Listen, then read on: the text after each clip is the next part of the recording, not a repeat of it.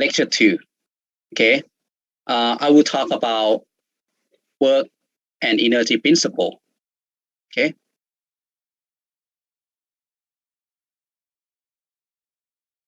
Just a second.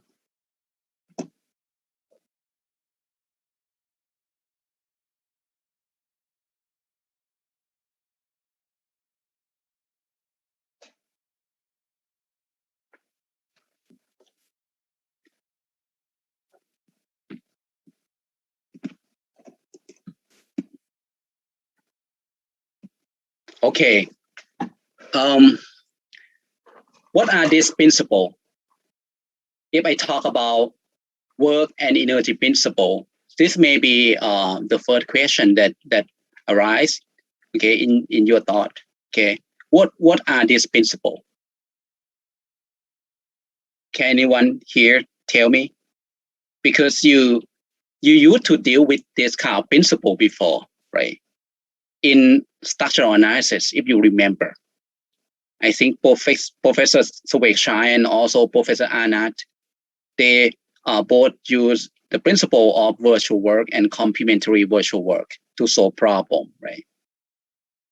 Okay, for example, when you try to analyze the structure using the flexibility approach, or even for the stiffness approach, you need the principle of virtual work and principle of complementary virtual work to derive some equation, right? If you remember. So basically, the work and energy principle that I will talk about here, they are simply the equations or conditions that relate field quantities like displacement, strain, and stress. So just simply the condition or equation relating all those field quantities. And the relationship that I talk about here, okay, talk about the relationship in terms of the work or energy-like quantities, right? If you go back and think about the principle of virtual work, the principle of complementary virtual work, you deal with the term like external virtual work, right? And the term like internal energy, like the virtual work, the external virtual work, and the external let's say that, okay, the external energy, okay, or the internal virtual work or the internal energy. Those kind of quantities are formulated or are defined somehow to relate it with, to relate the field quantity that you are interested in. Okay. So let's say that this is the body that you are interested in. You have the prescribed information like the body force, okay, the traction prescribed on the surface ST, and the prescribed information of the displacement on the surface SU. Okay, so if we want to relate the field quantities like the displacement, strain, and stress of the given body here in terms of the energy-like or work-like quantity, how can we do that? Okay, I will show you how to formulate the equations and the condition, okay, that based on several well-known principles. Before I show you how to get that formulation, we need to know why they are useful. Okay, if we have those equations, if we formulate those equations, how they are, how they are useful in solving problem. Because from the lecture 1, I show you the formulation in terms of the field equations, and that formulation are enough mathematically. You can use those formulation in solving problem. But okay, if we have equation or condition that express in different way in terms of, for example, here in terms of the work-like or energy-like quantities, we expect that we should get something that better, or something that appropriate when we try to adopt some approximation technique to get approximate solutions. Okay.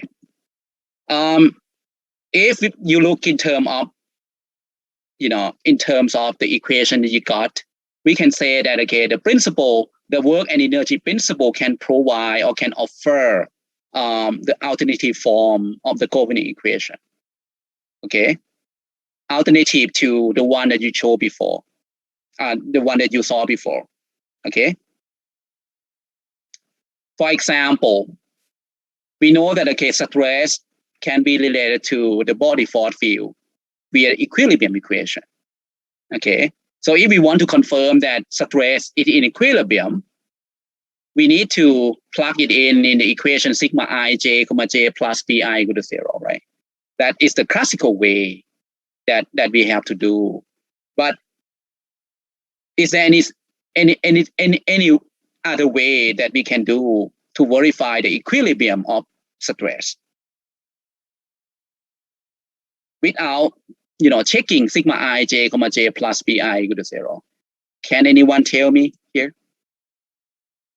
So if I want to confirm that stress is in equilibrium, instead of plugging in this formula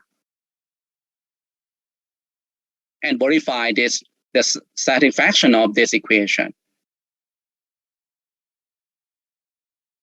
instead of doing this, is there any other way that I can verify that stress is in equilibrium?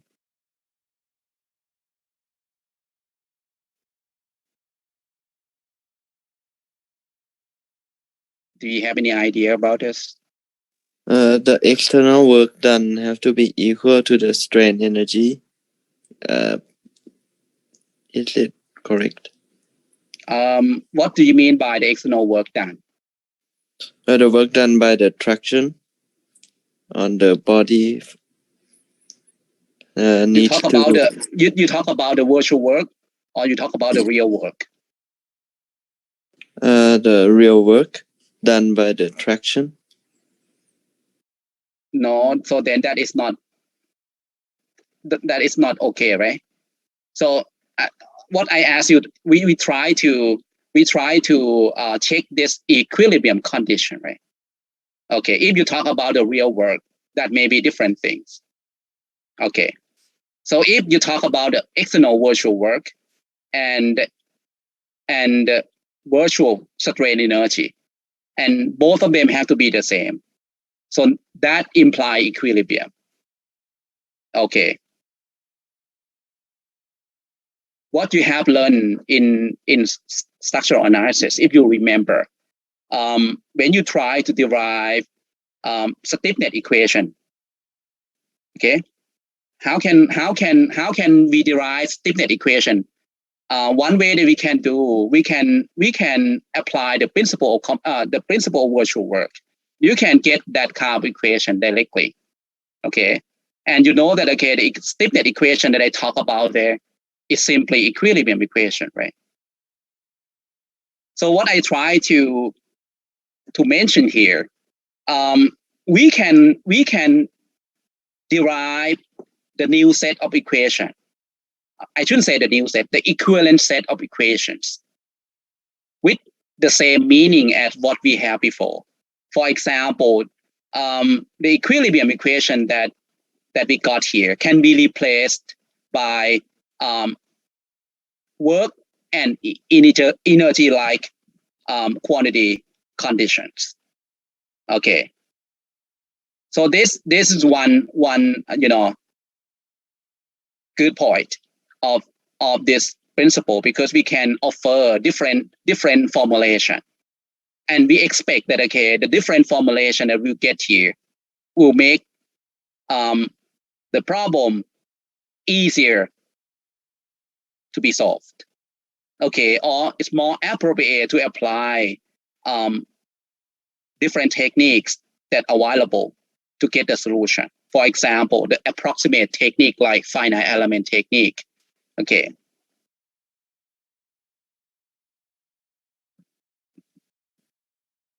And the second one, the second reason,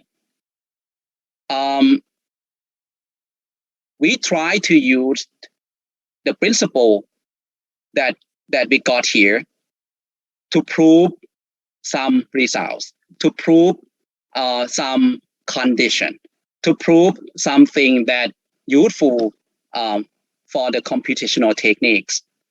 If you remember, in structural analysis class, you can prove about the symmetry of stiffness matrix.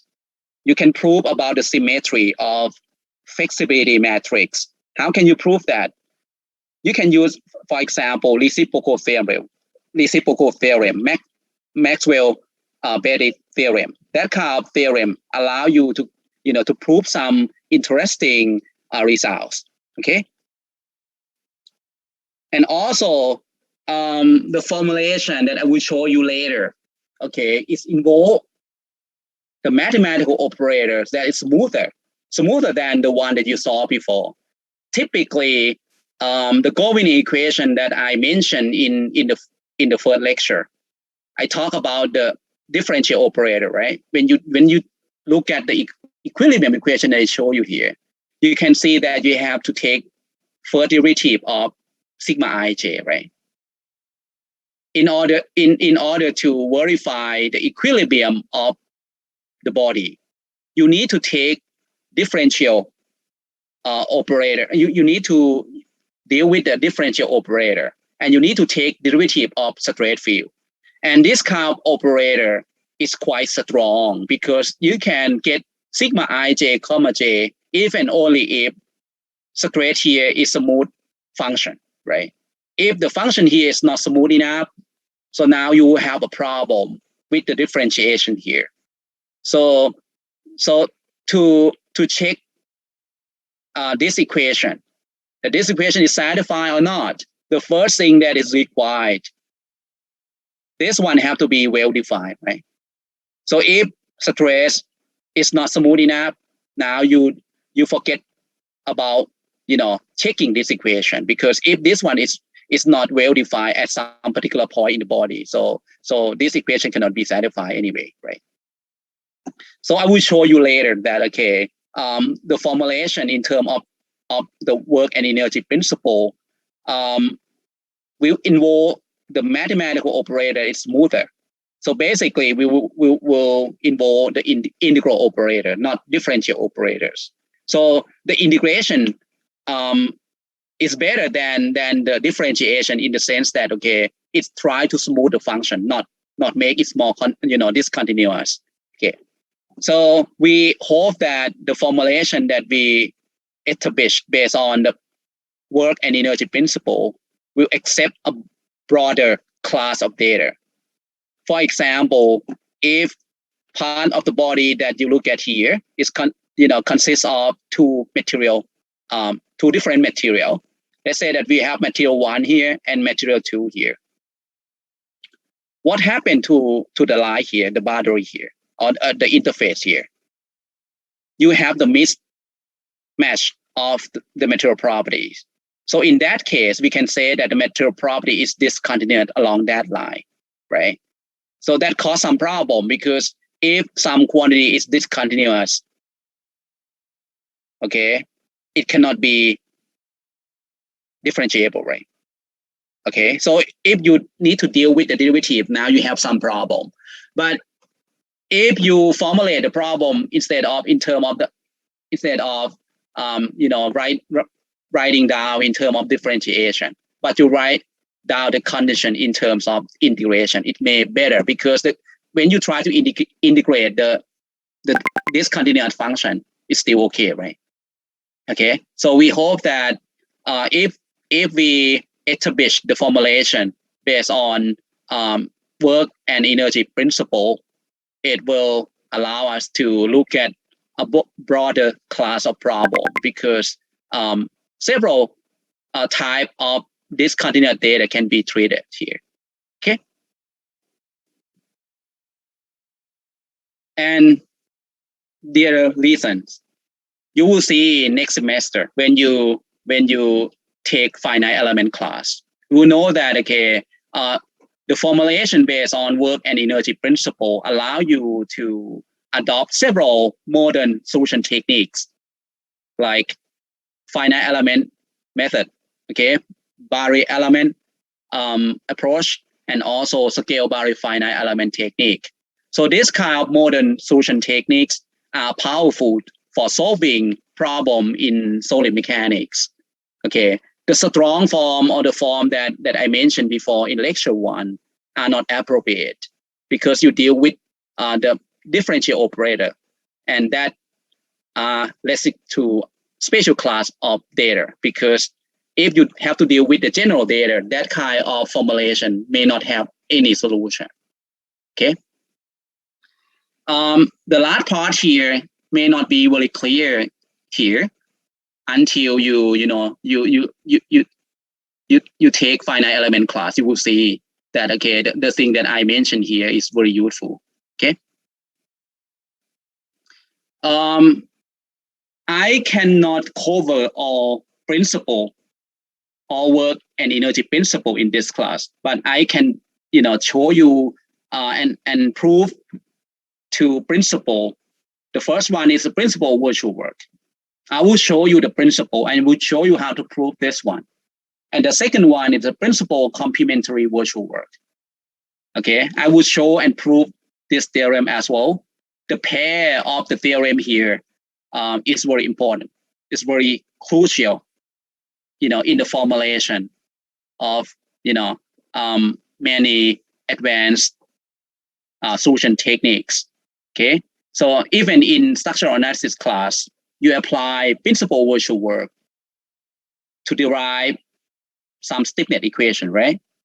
When you try to derive Ku equal to F like this, you can apply principle virtual work to end up with this equation, right?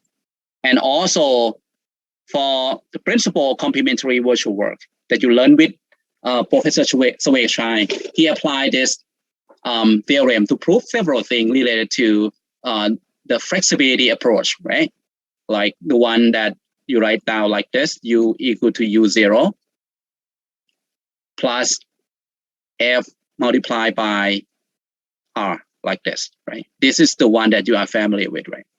You have to apply this one to derive this kind of equation. So I will show you and prove the theorems in the context of solid mechanics. It will be more general than what you saw in structural analysis class. And then I will talk about the principle of stationary total potential energy. And I will not have enough time to prove this theorem, but I'll mention about the theorem and point out the application of the theorem. And also the principle of stationary total complementary potential energy. Also, I will not prove this theorem. I will show you the application of theorem.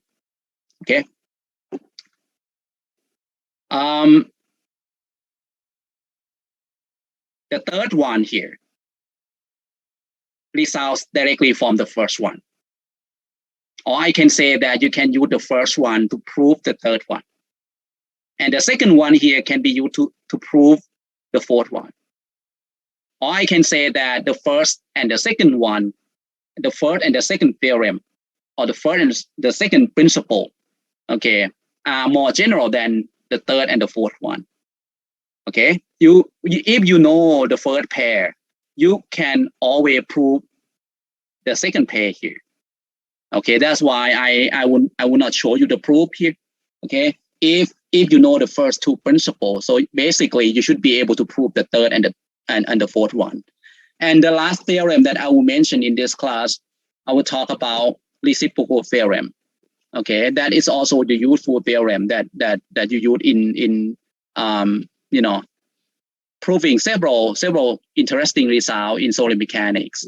And in structural analysis class, you use to apply this theorem to prove what?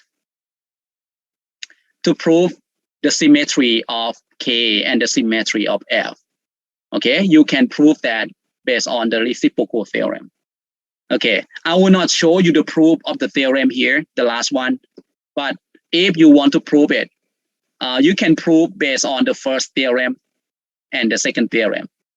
Or you can say that reciprocal theorem is the special case of the first and the second one. If you will in that way, okay, you can say that this one is the special case, but the form of the theorem may be very different. Okay, but you can prove it based on the first and the second one. Okay. Do you have any question about anything here?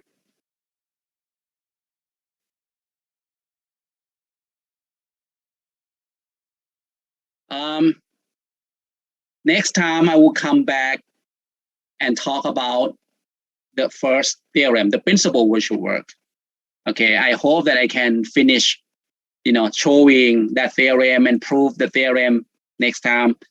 Okay, so if you have time, please go back and read the note that I gave to you here. So, and if it's possible, you can go back and take a look at the application of theorem that you learned before, or you are learning right now with Dr. Anand, okay, in structural analysis class. Okay, so if you can understand the application of the theorem when you come to the class next time,